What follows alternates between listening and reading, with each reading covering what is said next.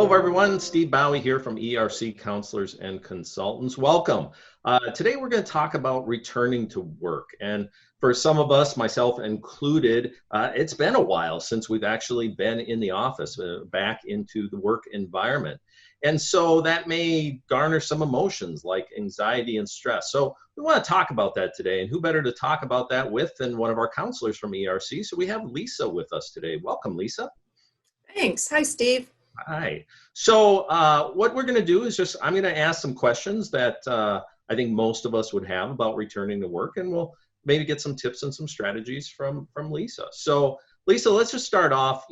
Like I said, I'm working from home. This is my home right now where I'm at. I haven't worked from the office since mid-March. So for me to go back to work right now, that's going to represent a change. I've kind of built a routine here. I've kind of figured some stuff out over the last couple of months. So what should I expect, and how can I manage some of the emotions and the feelings I'm going to have going back to work?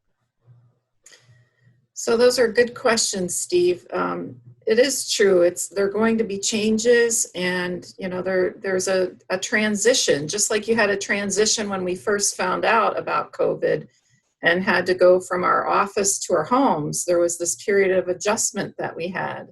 And the same is true for when we are planning to go back to the workplace again, except one thing that's going to be a little bit even more different is that we're not going back to the same type of environment. There are going to be some changes. So we need to keep that in mind.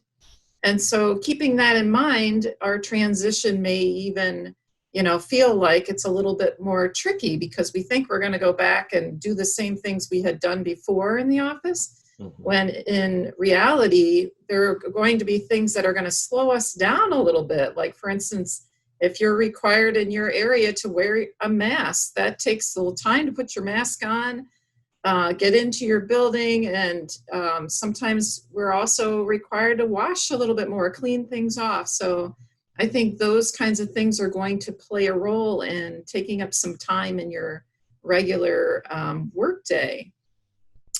The other thing to really keep in mind is personally how well you feel like you do with transitions just in general. Like, for instance, like just over a weekend, going from your work week to the weekend and then back to work again, is that a tricky transition for you? Or when you've gone on vacation and maybe it was an extended vacation, and coming back to work, there's transition. So each of us personally transition differently. So we want to take that into account too, how well and how comfortable we feel with transition to begin with. So those are some things to consider. Okay. I think that's a good point. So what we're going back to is going to be different than what we came from originally. And then we've had this period in between of this very different thing. I guess I hadn't thought of it that way. So I'm going to guess, and I start off by saying this, that's going to generate some stress and anxiety for many of us. And, the other thing is, frankly, we're going to be returning, as you just mentioned, the protocols and the practices we're going to have to follow. That's less control that I've had before. Before I walked in the office, I went to where my desk was, I did my thing. But now I have someone else telling me I have to do these other things. So how's that gonna impact me? That stress and that anxiety and that loss of control. Right. There is additional stress and anxiety. And so it'd be really important to kind of check in on yourself throughout the day. Check in. What am I thinking about? How am I feeling about this? It's really important to be mindful of that throughout your day. You may consider that first week or two back, depending on how different it is for you, to not schedule any extraneous, or things that are extra in your schedule. If you have some control of your calendar, maybe you don't do your complete work calendar that week. Or if you don't have control over your calendar and you have to do whatever it is that's on there, in your personal life, you might not schedule, things that are commitments that you don't really want to have to do. Wait for a couple of weeks before you start scheduling in those other things, and make sure that you do take some breaks throughout your day. Make sure you're not skipping your meals, and those kinds of things, taking care of yourself.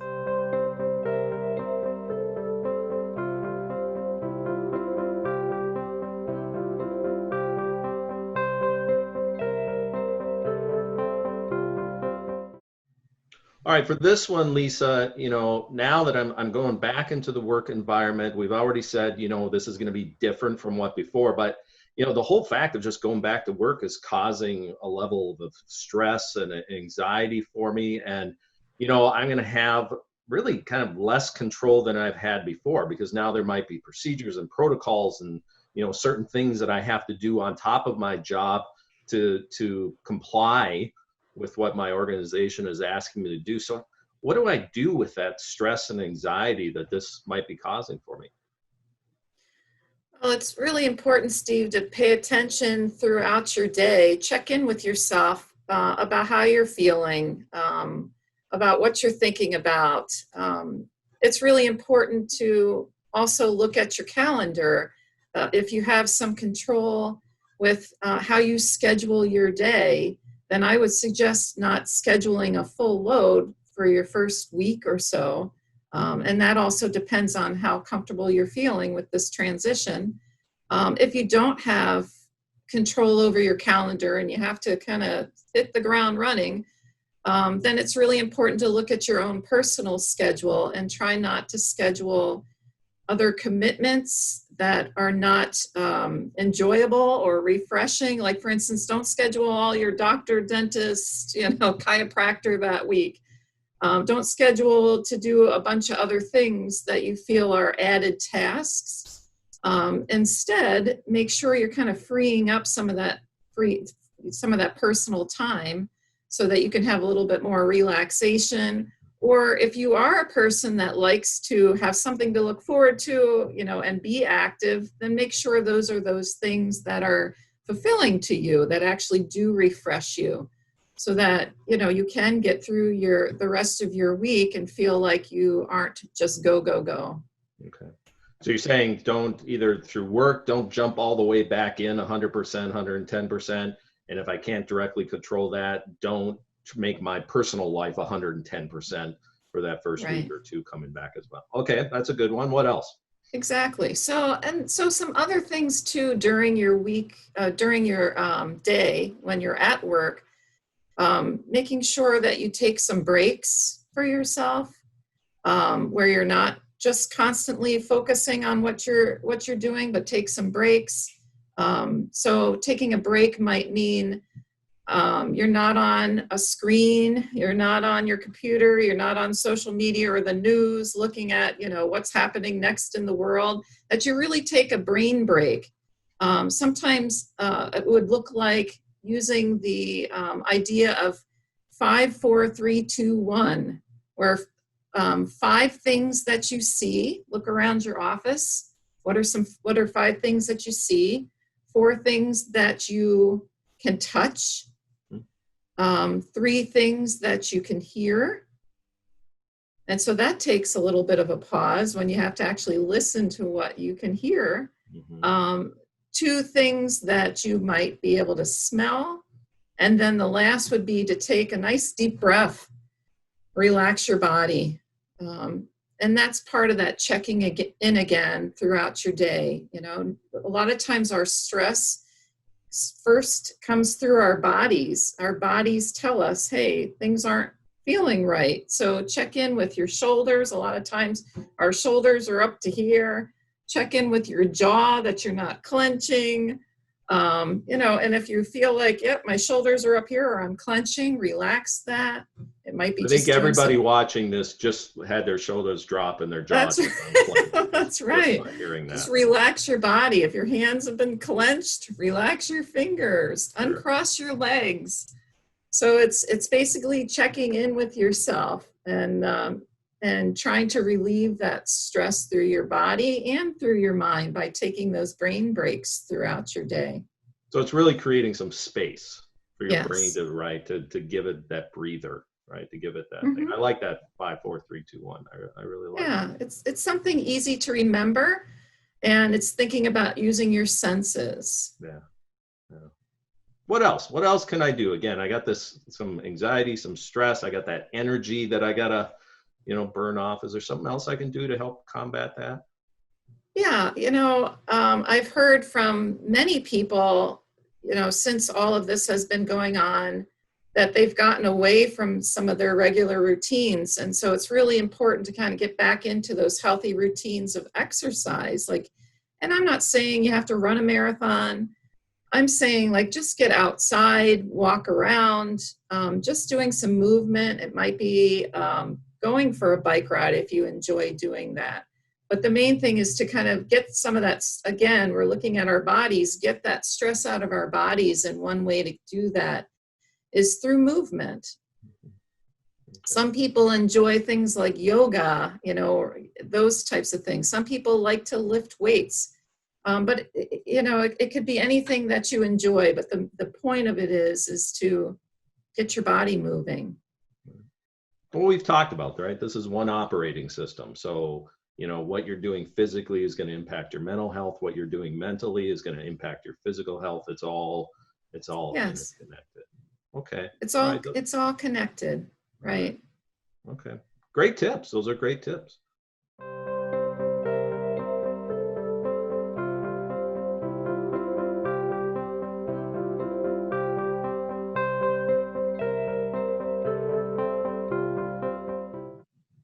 Okay, Lisa, that's good. Now I'm back in the work environment. I got some tips dealing with the anxiety and stress, but the other reality is for many of us, this might be the first time we've been around people, or at least, the amount of people or the extended period of time that we might be around people in the work environment. And there's really two pieces to that. One is that exposure, let's call it, but then the other thing is that those people might have differing views of COVID-19 and precautions and so forth. So let's just focus on that first part, which is my own, feelings of control being with these other people in this environment now. And again, something different than I've had over the last couple of weeks or months. Right. So a good place to start with that, Steve, is, even before you enter the building, again, you're checking in with yourself. And how am I feeling? Am I feeling anxious in this moment? Taking some deep breaths before you even, walk into the building, paying attention to that, your own stress and anxiety level. Because when we are stressed and feeling anxious, we don't think the same way, unfortunately. Sometimes we just react to things. So it's important to get your body under control where you're feeling, okay, I'm relaxed, I'm ready to go in and start my day.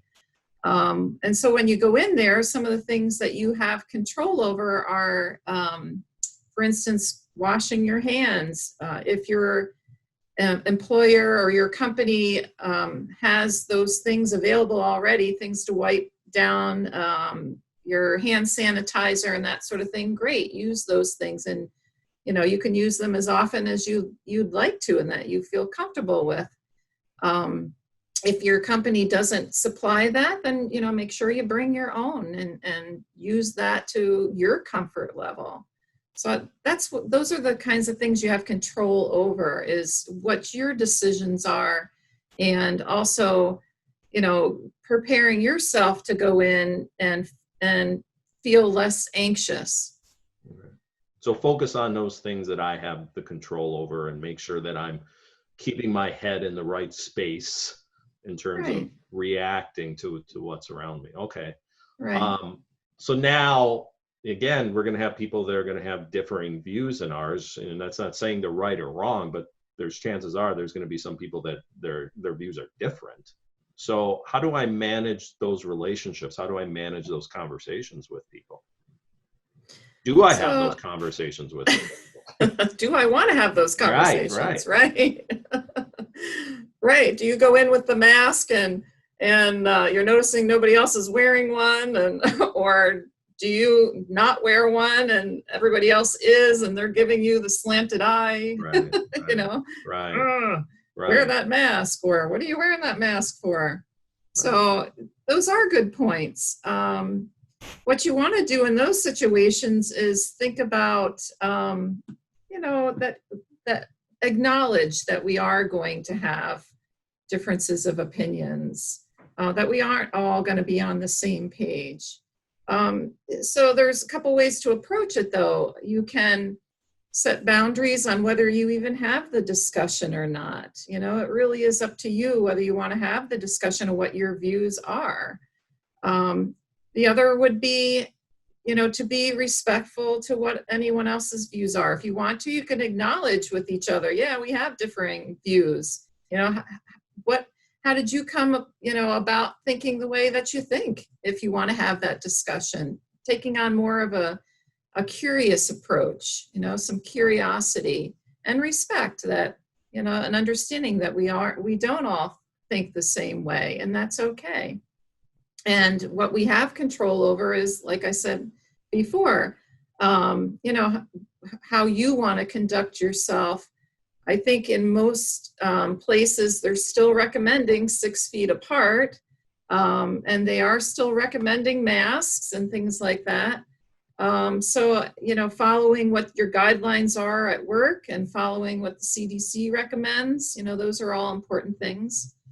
But again, like as far as whether you want to have that conversation with somebody, is up to you. You can set a boundary and just say, I don't really want to discuss it right now. And, but thanks for asking.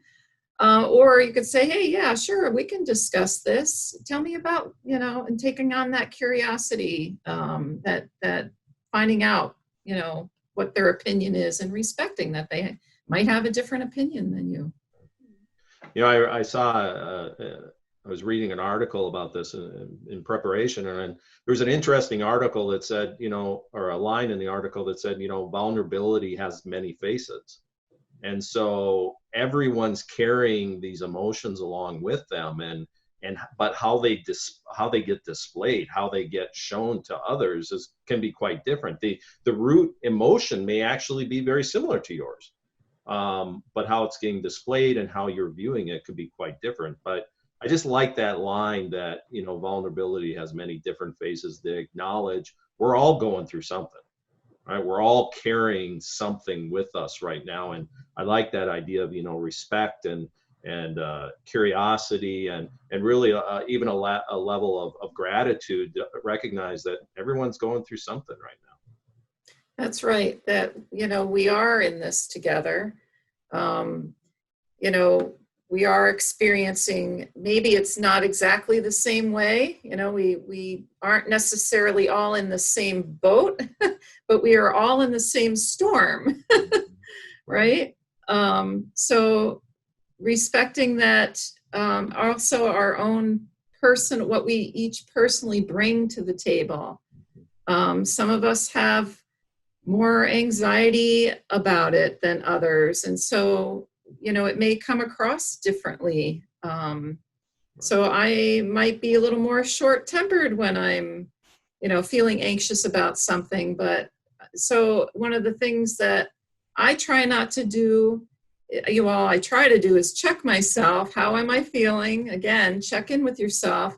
But also I try not to take things really personally about what others are saying and what others are doing, because we don't know, where they're coming from unless we actually do sit down and have that conversation. So that's another thing to think about as we're transitioning back to, is trying not to take other people's, feedback extremely personally, because we're going through things. And when we go through harder times, more challenging times, we do kind of express it in different ways. Yeah. No, I think that's an excellent point. Thank you.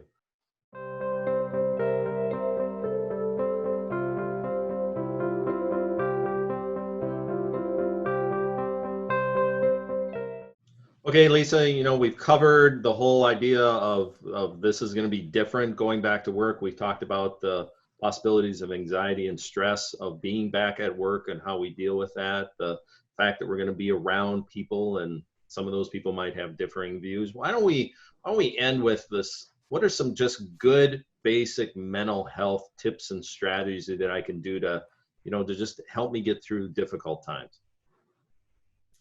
So I would start with getting back to your basics. When you think about good mental health, get back to your basics, such as good sleep hygiene.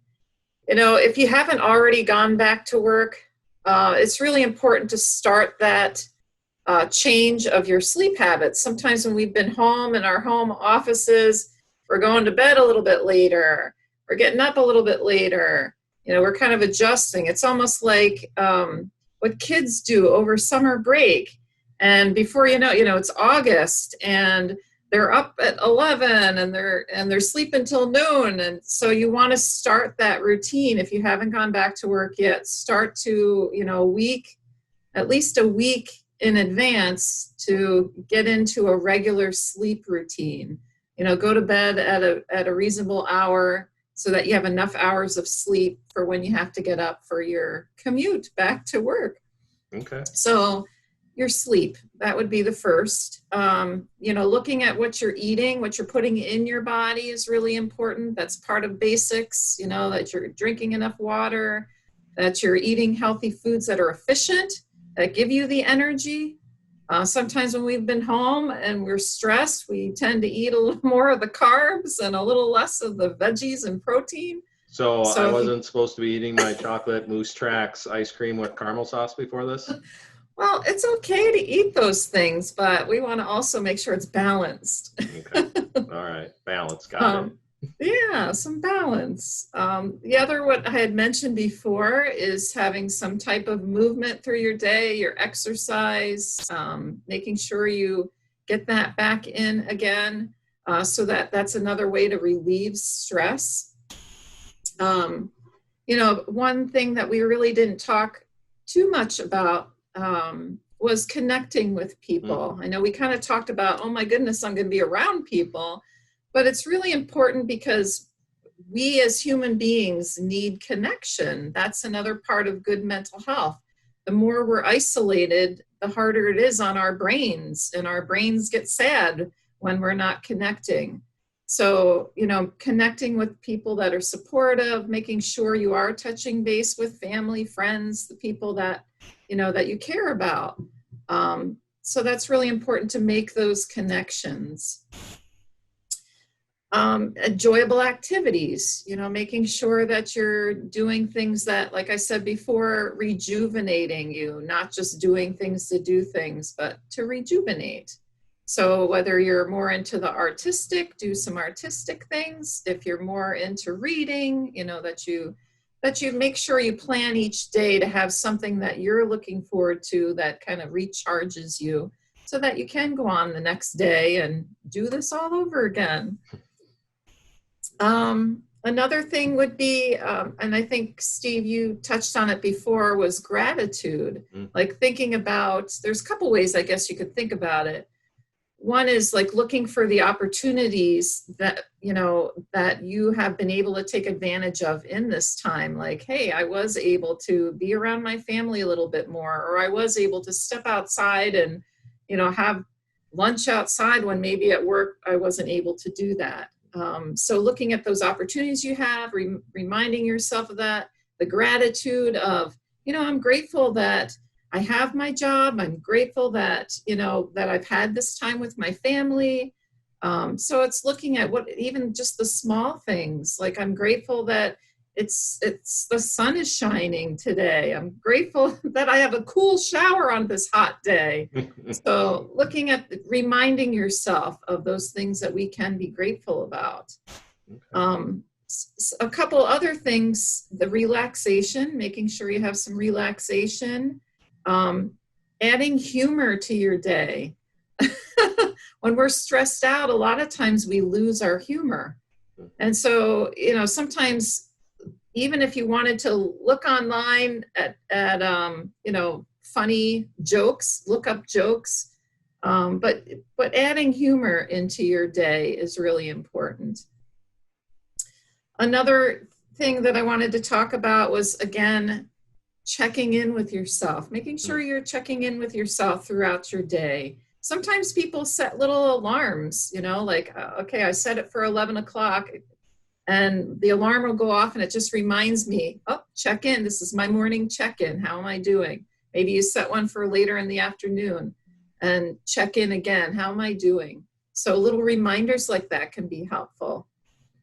Lisa, that I was thinking about that 5, 4, 3, 2, 1 that you explained before. There's hundreds, thousands of those types of things that we can do. And I think part of it is if that wasn't the one for you, that there's so many others, and they're short, quick, but something, if you find the right one, I'm a big fan of that stoplight one where you just take that, focus in on what do my hands feel and what am I sitting on and what do I hear? And it's another variation, but that one works for me and it's easy for me to think of. And so when I do those check-ins, I can do one of those mindfulness activities and really kind of put the focus internal versus reacting to the external.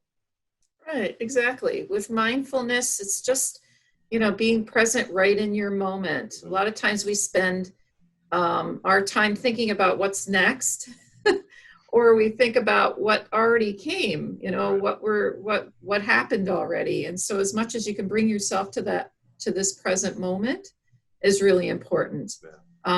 Especially when we're feeling overwhelmed, just taking one thing at a time is really important.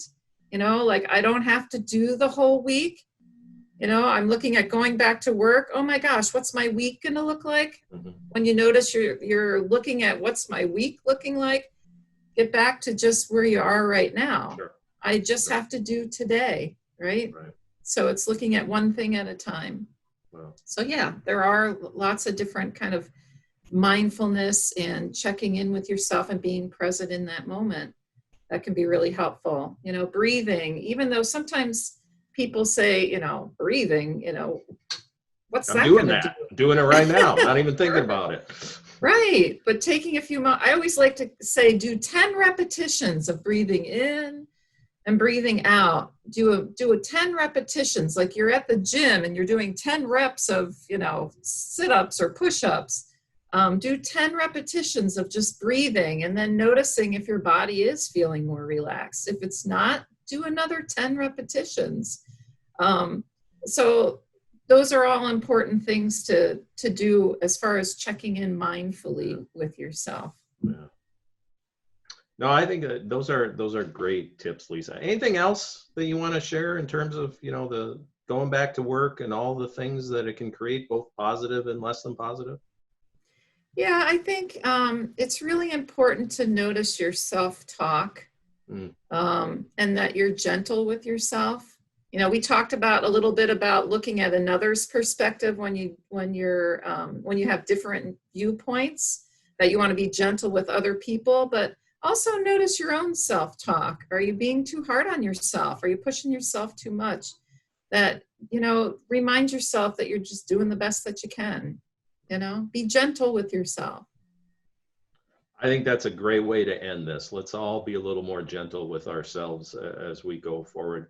Lisa, thank you so much for taking time out of your busy day to participate in this. As always, I learned something. For the rest of you that are watching, if you're watching this, then there's a pretty good chance that we're your employee assistance program. And really what that's code for is we're your mental wellness, mental health benefit. The beauty of the benefit is completely free, completely confidential. We'll put the 1-800 number up in just a second. We'll put our website out there. We have counselors available 24/7 out of the day. Not only can we do face-to-face counseling, but now with the changes that we've had to make over the last couple of months, we have telephonic and video options as well in some areas. So, if you want to go deeper on this subject, if there's something in particular that you're concerned about and you want to talk about, again, completely free, completely confidential. Just dial the 1-800 number and we can set you up with services. So again, Lisa, thank you very much for your time today, and thank you to all of you for attending.